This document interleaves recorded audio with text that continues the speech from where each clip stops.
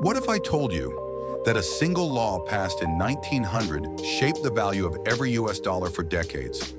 Imagine living in a world where your money's value wasn't guaranteed, where inflation ran wild and the economy was on shaky ground. But then came a law that changed everything, forever.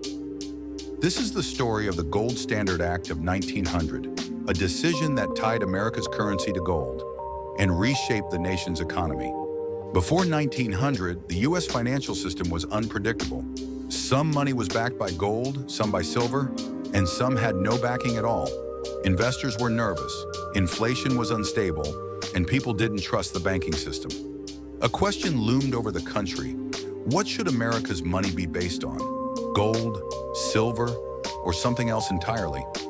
This wasn't just an economic issue, it became a fierce political debate. On one side were the gold supporters, bankers, businessmen, and industrialists who believed gold was the only way to stabilize the economy. On the other side were silver advocates, farmers and working-class citizens who wanted a bimetallic system that included silver to increase money supply. The 1896 presidential election became a war over this very issue. Republican William McKinley supported the gold standard.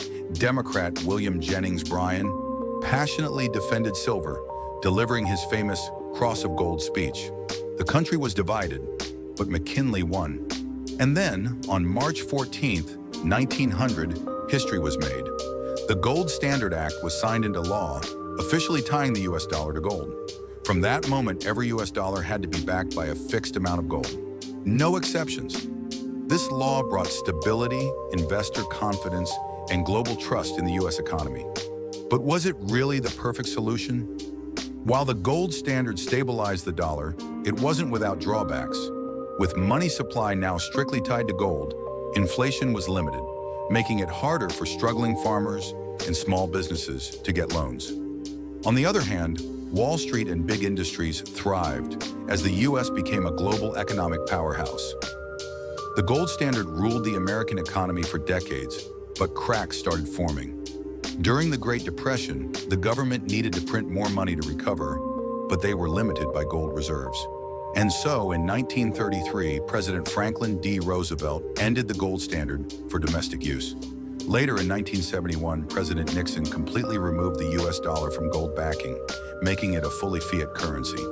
Today, the US dollar isn't backed by gold. It's based on trust in the government and economy.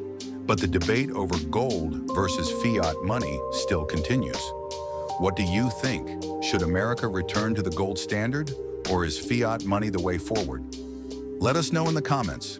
And if you enjoyed this deep dive into history, don't forget to like, share, and subscribe.